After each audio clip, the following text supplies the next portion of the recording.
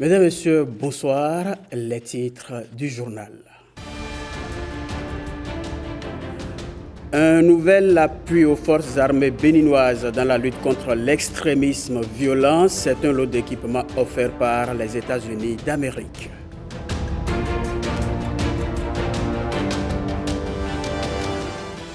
Le manioc au cœur d'une concertation à la Chambre de commerce et d'industrie du Bénin, producteurs et transformateurs explorent les opportunités offertes par ce tubercule.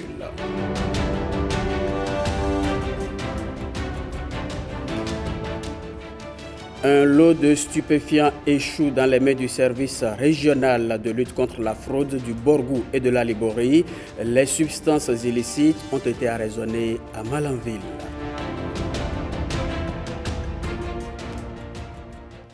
Bienvenue au journal. Un lot d'équipements en appui aux forces armées béninoises dans la lutte contre l'extrémisme violent. Il s'agit d'un don des États-Unis d'Amérique. La remise officielle, c'est avec Abdoulof Idrissou et Ousmane Baparapi. Des matériels roulants, monocabines pour accompagner les efforts du gouvernement du Bénin dans la lutte contre l'extrémisme violent. À ces différents engins viennent s'ajouter plusieurs équipements militaires, fruits de la bonne coopération entre le Bénin et les États-Unis d'Amérique en matière de sécurité, entre autres. Les États-Unis sont fiers de s'associer au Bénin pour former et équiper les soldats béninois afin qu'ils soient mieux préparés pour protéger les populations civiles et à promouvoir la stabilité au Bénin et en Afrique de l'Ouest. Au nom du gouvernement des États-Unis, nous sommes ici pour remettre un don important aux forces armées du Bénin. Il s'agit des véhicules et d'équipements essentiels d'une valeur de 1,163 milliards de francs CFA, près de 2 millions de dollars. Votre engagement et votre dévouement sont essentiels pour assurer le succès de nos efforts conjoints. J'exhorte le gouvernement du Bénin à continuer à améliorer les services publics et l'accès aux opportunités économiques dans les régions du Nord afin de lutter contre les risques d'extrémisme violent. Nous sommes honorés de recevoir une nouvelle session de matériel de grande importance. Il s'agit entre autres de 20 pick-up Land Cruiser monocabines entièrement équipées, des tentes collectives, des effets de protection individuelle, des équipements d'observation diurne, du matériel informatique et bureautique et bien d'autres articles. Ces appuis, qu'ils soient matériels ou sous forme de formation, sont le témoignage de la solidité des relations qui lient nos deux nations. Les forces armées béninoises sont désormais de mieux en mieux équipées et préparées pour faire face aux défis sécuritaires qui se posent à notre pays et à la sous-région. Après les mots de gratitude, suivis d'engagement à œuvrer davantage pour la paix et la cohésion sociale, les deux parties ont eu droit à une visite guidée. Comment évoluent les actions en faveur des enfants du Bénin? Le directeur régional de l'UNICEF pour l'Afrique de l'Ouest et le Centre est en visite dans le pays pour évaluer les progrès enregistrés. Il était face à la presse pour restituer ses observations. Brice Chibozo et Ulvaeus Balogun. Le travail de l'UNICEF, c'est d'appuyer les gouvernements. Et moi, pendant mon mandat, je me suis donné comme rôle de parcourir les pays et d'avoir le courage de dire là où ça va et là où ça ne va pas. Et l'on peut être fier de dire qu'au Bénin, ça va, notamment avec les progrès réalisés dans le domaine de la protection des droits de l'enfant et de son bien-être. Aujourd'hui, investir dans les enfants, comme ça se fait actuellement au Bénin, à travers les 1000 jours, à travers les cantines scolaires, à travers les dispositions qui ont été prises pour alléger la tâche aux familles qui envoient leurs filles à l'école dans certaines communes. Ce sont de très bonnes dispositions. Ce constat est le fruit de différentes missions à travers le pays. J'ai commencé par Boukousera, c'est un village, l'un des villages de Tchaouro. Sur la base déjà des produits qu'ils fabriquent localement, ils ont pu co-créer l'alimentation qui leur a permis de vaincre les questions de malnutrition. Il y a 0 enfant malnutri dans ce village qui en comptait beaucoup dans le temps. À Parakou, on a été accueillis par les jeunes de l'université de Parakou. Ils ont décidé courageusement, avec les moyens de bord, efforts et avec le soutien de l'UNICEF de fabriquer et de développer ce qu'ils appellent biodigesteurs. Ce dispositif leur a permis de fournir du gaz au restaurant de l'université de Parakou. 800 étudiants par jour sont nourris à partir donc du gaz qui produit du feu pour alimenter le restaurant. Et dans les discussions, j'ai remarqué que leur rêve ne s'arrête pas là. Ils veulent explorer dans quel cadre l'école primaire, par exemple, les cantines scolaires vont utiliser le gaz. Des cas d'école qui permettent aujourd'hui de nourrir l'espoir de voir se renforcer la situation de l'enfant béninois. Le manioc, vous le connaissez sûrement, mais ce que vous connaissez peut-être un peu moins, c'est l'ensemble des opportunités d'affaires liées à ce tubercule. Pour les révéler, la Chambre de commerce et d'industrie du Bénin a réuni les entreprises transformatrices du manioc pour une séance d'échange. Benjamin Denayon et Alexandra Diotan nous précisent que c'est dans le cadre du mois du consommant local. Nous vous présentons un produit dérivé du manioc. La farine panifiable à base de manioc à l'honneur. Elle est mise en valeur aux côtés de plusieurs autres délices, toutes dérivées du précieux tubercule. Ce n'est pas un hasard si la Chambre de commerce et d'industrie du Bénin a choisi de mettre en avant le manioc dans le cadre du mois du consommant local. En effet, la valorisation de cette dérivée ouvre un champ infini d'innovation et de possibilités pour nos entreprises et pour les acteurs économiques du Bénin. Nous allons aussi mettre un petit zoom sur les questions liées aux opportunités. Au Bénin, le manioc contribue à 6% au produit intérieur brut. Il constitue l'aliment de base de la moitié de la population. La communication du jour met l'accent sur les enjeux économiques liés au manioc. L'objectif derrière cette communication est de partager avec les acteurs de ce monde un peu tout ce qui est potentialité liée au développement de la filière manioc au Bénin. Et justement, l'accent a été mis sur les questions liées à la production, à la transformation et également à la mise en marché donc, du manioc et de ces différentes dérivées. Nous avons une certaine diversité en termes de production, la farine panifiable, le gari, le tapioca, le kinpuka, le lafou, les cossettes, etc., les pâtes alimentaires que nous pouvons promouvoir pour créer de la richesse au niveau de nos différentes communautés. Les échanges avec les acteurs permettent de recueillir leurs préoccupations et d'explorer des pistes de solutions. Bien d'initiatives et projets d'appui à la filière manioc existent au Bénin. Le projet d'appui au développement agricole et à l'accès au marché, PADAM, par exemple. Autre volet du consommant local, il concerne les tenues traditionnelles, les produits artisanaux et même la promotion des langues nationales. C'est un focus que nous proposent Michael Noati et Enoch Mpati. Bien plus qu'un simple choix alimentaire, le concept du consommant local touche à de nombreux aspects de la société béninoise. Il va au-delà de ce que nous mettons dans nos assiettes. En dehors des produits que nous consommons, il y a d'abord notre habillement. La plupart des Béninois s'habillent en européen, alors que nous avons des tissus que nous produisons nous-mêmes. Nous avons du coton que nous devons valoriser, les coudre selon notre tradition et nous habiller en vrais Béninois. Le consommant local, au-delà de cette question de cuisine, c'est aussi le style vestimentaire. Dans le consommant local, je retrouve la direction de l'alphabétisation et de la promotion des langues nationales en pointe. L'utilité de sa culture, l'utilité de ses talents culinaires, l'utilité des danses. Vous savez que nos danses symbolisent beaucoup de choses. Beaucoup. Au-delà de ce que nous voyons, il y a tout un symbole derrière. Promouvoir le consommant local revient donc à embrasser tout ce qui est produit sur le sol béninois à partir des matières premières locales et à encourager les produits issus de notre savoir-faire unique. À Parakou aujourd'hui, c'est le traditionnel que les gens sont en train de promouvoir à Parakou. Dès que vous commandez, prenez votre mesure, ça peut être le tissu tissé, ça peut être nos tissus traditionnels de nos sociétés, G10 et autres. Ils peuvent vous coudre cela et vous ramener ça au bureau. Et nous devons encourager cela. C'est de bonne guerre.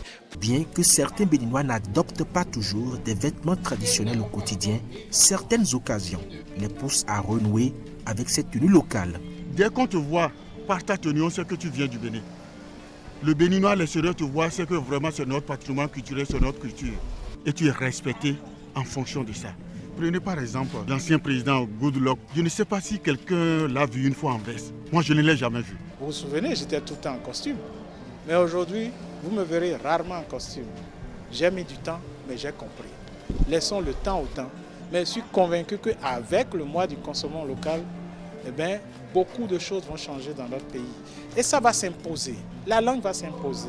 La culture va s'imposer. Le style vestimentaire va s'imposer.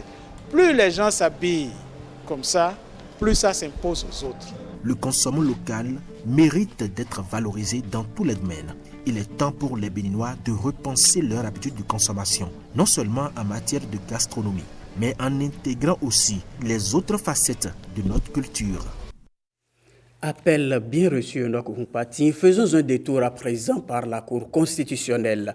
Le président de l'institution a reçu hier la directrice Afrique de la Fondation internationale des systèmes électoraux. Au cœur des échanges, les élections de 2026 au Bénin. Alexis Kenom et Amadine Anyamboussou lui ont tendu le micro au terme de l'audience. Nous sommes ici dans le cadre d'une mission exploratoire pour apprécier le contexte sociopolitique du Bénin en prévision, n'est-ce pas, des élections générales qui auront lieu en 2026.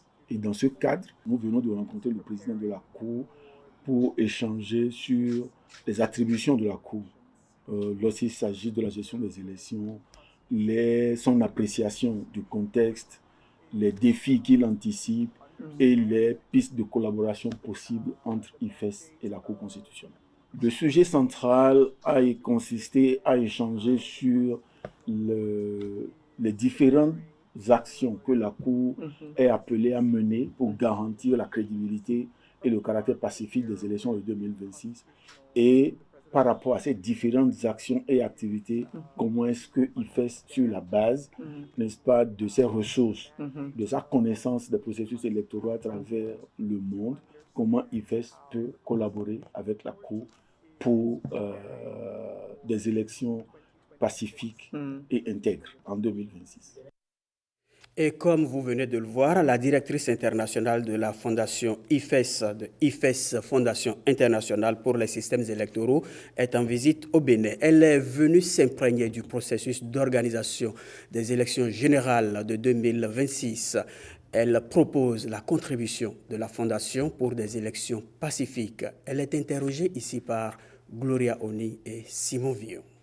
This is my first visit to Benin, and it is a pleasure to be here in IFES, l'organisation pour laquelle je travaille, intervient dans le domaine des élections et de la démocratie dans plusieurs pays à travers le monde et en Afrique. Et nous sommes ici pour rencontrer les acteurs clés qui interviennent dans le processus électoral, y compris la HAC, pour comprendre un peu comment est-ce que IFES peut contribuer à des élections pacifiques et intègres de 2026. Étant donné le rôle important que joue la HAC, nous avons souhaité rencontrer le président pour comprendre un peu l'environnement des médias au Bénin, le rôle et les attributions de la HAC, la possibilité de collaboration pour des élections pacifiques en 2026. Autre audience, c'est au cabinet du médiateur de la République. Il a reçu deux personnalités, le président de la Haute Autorité de l'Audiovisuel et de la Communication et le haut-commissaire à la prévention de la corruption. Et ils sont allés lui faire part de plusieurs préoccupations. C'est ce que nous rapportent Firmin Bassao et Michel Egbe. De chaudes accolades d'amitié profonde entre le médiateur de la République et le président de la HAC.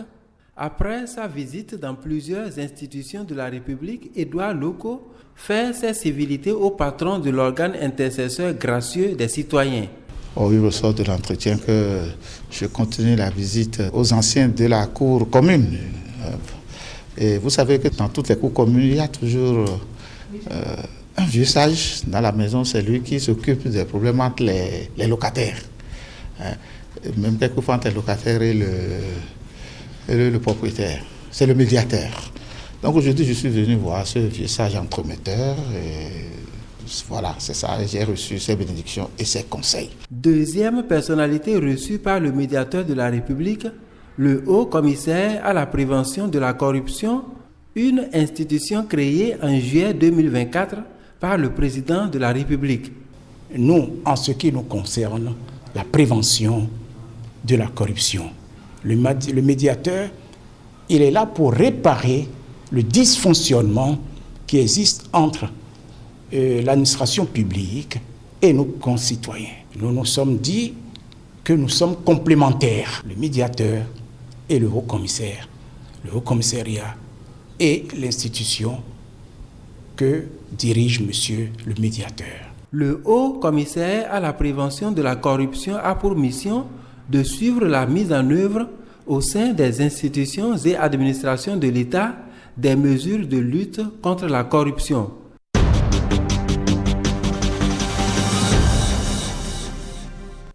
Revisitons à présent un mal social bien connu et souvent décrié chez nous, le harcèlement. Il est généralement cité au titre des violences basées sur le genre. Il se manifeste de plusieurs manières et ses conséquences ne sont pas des plus simples. Le dossier Société nous en parle. Il est signé Ghislaine Adimi, Jean Nobimé et Wenceslas Awaimo. Le harcèlement est comme un grain de sel présent dans la plupart des violences basées sur le genre. Ses formes sont variées. Paroles, écrits ou gestes avec insistance. Il passe aussi par des ordres, des menaces, des contraintes ou pressions aux fins d'obtenir d'une autre personne une réaction, un acte, une faveur sans son consentement. C'est une infraction prévue et punie par la loi.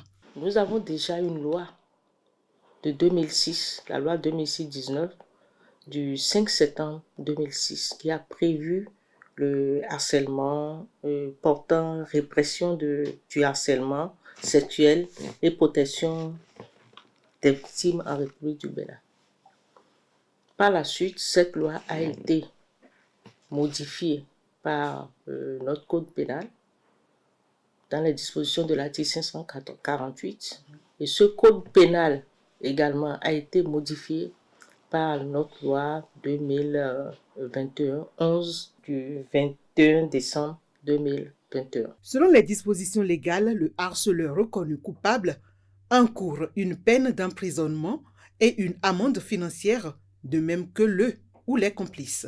Ça peut être cette pression-là que ce sont les parents qui harcèlent leur enfant sur une question de vie. C'est le responsable qui harcèle son collaborateur sur un résultat, sur un projet, sur quelque chose. Donc il peut y avoir tout ça et quand on regarde sous cet angle-là, on se dit attention, le harcèlement est partout, ça perturbe énormément et ça peut vous rendre dépressif parce que ça va vous stresser, même en absence de la personne, vous serez stressé et à situation similaire, vous allez être stressé et ça peut vous conduire dans la dépression. Quand je viens dans un service ou dans ma relation, on sait jusqu'où me faire des demandes. Déjà, qu'on commence à se respecter soi-même. Parce que lorsque vous vous respectez et que vous avez une échelle de valeur, vous ne pouvez pas poser des actes dégradants sur votre semblable. Il y a ça. La deuxième chose, c'est qu'il faut savoir raison garder. Je parle aux enseignants. Il faut savoir gérer leur libido. Savoir qu'aujourd'hui, il y a des tests, il y a des amours qui sont interdits. Vous ne pouvez pas sortir avec votre... Il faut se faire ça dans sa tête et savoir se contrôler. Par rapport aux femmes, je vais leur dire que se respecter, c'est respecter aussi son corps. Et lorsque vous êtes harcelé, n'acceptez pas tout simplement pour pouvoir garder votre emploi. Et face à un acte de harcèlement, la défenseuse des droits de la femme conseille simplement zéro tolérance.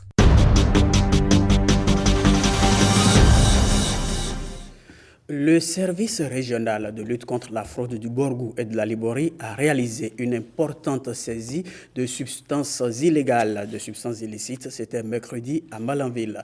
Retrouvons justement à Malanville Oseni Adeleke et Judicaël Ayena.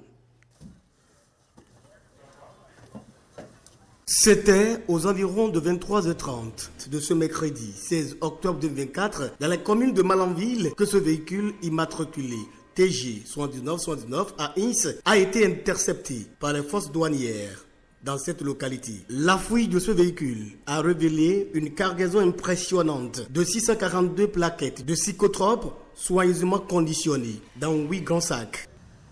La saisie de ces produits illicites est faite par le service régional de lutte contre la fraude du Borgo Alibouri. Et ceci, en appui avec la police républicaine dans cette localité. Le véhicule et les substances illicites sont placés sous scellé au commissariat d'arrondissement de Malanville. Cette saisie qui illustre la détermination des douanes et des forces de sécurité béninoises à combattre le fléau du trafic de drogue représente un coup dur pour les réseaux criminels opérant dans le nord du pays. Le colonel Rodrigue Alofa et ses équipes poursuivent ainsi leurs efforts pour sécuriser les frontières et protéger la population des effets dévastateurs de ces substances dangereuses. Les actes du colloque scientifique tenu à Ouida en décembre dernier sont maintenant disponibles. Ces rencontres scientifiques, je vous le rappelle, se sont déroulées en prélude à la première édition du Carnaval international de Ouida.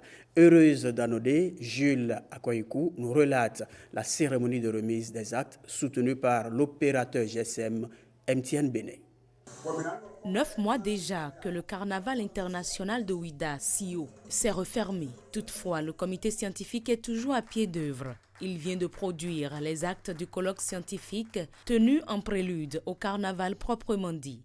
Au total, sur une quarantaine de résumés d'articles envoyés, après dépouillement, analyse, nous avons pu retenir 25 tests d'articles qui sont répartis en 4 as, à savoir As 1, religion du vaudou et religion du monde. As 2, vaudou, diffusion et diaspora. As 3, art et valeur du vaudou. Et enfin, As 4, éthique, savoir et pratique du vaudou dans le développement des Africains. C'est heureux qu'une quarantaine de scientifiques venus d'une trentaine de pays qui ont le vaudou en commun et en partage parlent du vaudou et le compilent dans un document que nous allons diffuser. Ce document ira dans les milieux universitaires, ira rencontrer la presse nationale et internationale. Le document va voyager et parler du vaudou vu par les gens du vaudou. Ces actes constituent un nouvel outil de communication sur le vaudou. MTN Bénin est le premier réseau mobile à soutenir l'initiative. La première fois qu'un réseau GSM privé s'est engagé à accompagner un projet privé portant sur de la religion. MTN nous a accompagnés, nous tenons à le remercier et à savoir que les choses ont du succès dans leur mode et dans leur forme de croyance. Si MTN doit continuer à avoir son succès, qu'il continue d'accompagner le vaudou. Parce que MTN s'exprime sur la terre du vaudou. Les actes sont mis en vente au Centre international d'art et de musique de Ouida, Siamo. Une note de culture dans ce journal. Nous allons au théâtre avec la compétition départementale du projet Suède dans le Borgo. 5 troupes venues de différents collèges ont rivalisé de talent dans diverses thématiques. Michael Nouati et Enoch Rupati ont suivi leurs prestations. Bonjour, maman. Oui, bonjour. Je suis prête pour l'école, mon petit déjeuner. Quelle école? L'école n'est pas pour toi. Va déposer cette... Face à un jury bien averti des thématiques du projet Suède, 5 troupes théâtrales défilent pour mettre en lumière leur talent artistique et culturel. À présent, je vais commettre 2 meurtres crapuleux. Celui de ta mère et du député, parce qu'elle me trompe avec ce macaque. Et qu'est-ce qui te fait dire ces âneries? Pourquoi sa première phrase est « Chérie, excusez mon retard, je suis en route ». Pourquoi c'est toi qui l'appelles et non moi? Hein? Pourquoi? Cette compétition théâtrale au niveau départemental oppose les sujets de Tchaoro, Hubert Maga, Zongo Ndali et Banikani. La culture générale est bien notée ici sur 6. L'accoutrement, c'est capital. La maîtrise donc de soi, la réaction donc du public est aussi prise en compte. Pour finir, la sortie donc de la scène est également noté sur 1 point. Au terme de cette épreuve intense, c'est le CEG Zongo qui s'en sort vainqueur. Ses membres devront représenter le Borgou au niveau national. Le coup est dans la cour. Ainsi, le gouvernement, à travers le projet Suède, renforce et multiplie ses actions pour l'épanouissement des filles. Ce concours a été initié pour faire la promotion des arts et de la culture, parce que les apprenants habituellement s'exercent dans l'art et dans la culture pour faire découvrir leur talent. Et c'est pourquoi le projet Suède a initié cette activité pour promouvoir ces classes récréatives et culturelle, et en même temps pour faire une sensibilisation de masse au niveau des établissements scolaires, au niveau de nos populations, sur les thématiques phares du projet Suède Bénin. Les thématiques abordées dans cette compétition sont proposées par le projet Suède. Elles portent sur l'autonomisation de la femme et la scolarisation des filles. Tu fais quoi?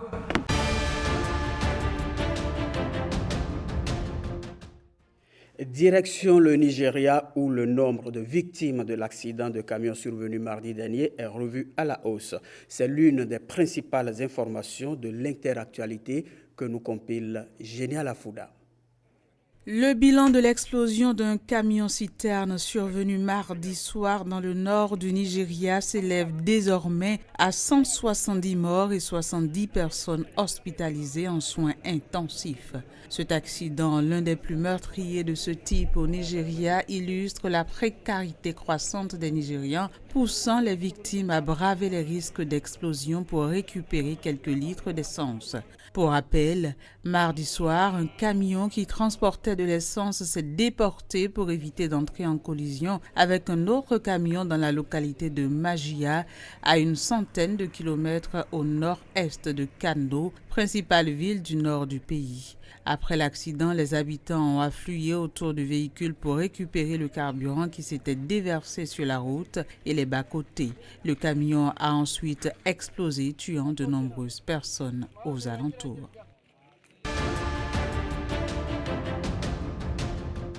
Le ministre turc des Affaires étrangères accueille la 3e réunion de la plateforme de coopération régionale du Caucase du Sud à Istanbul. Hakan Fidan y rencontre ses homologues russes, iraniens, arméniens et azerbaïdjanais. Les ministres ont ensuite été accueillis par le président turc Recep Tayyip Erdogan.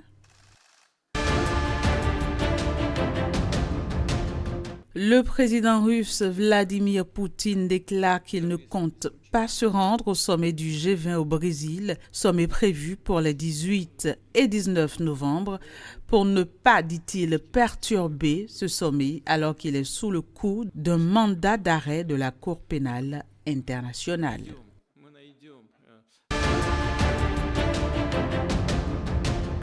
12 migrants accueillis dans un centre de demandeurs d'asile en Albanie depuis la semaine dernière embarquent à bord d'un navire pour l'Italie, et ce, à la suite d'une décision rendue par un tribunal italien contre leur rétention. Un revers cinglant pour le gouvernement ultra-conservateur de Giorgia Meloni. Fin de ce journal. Merci de votre aimable attention. Agréable week-end en compagnie de nos programmes.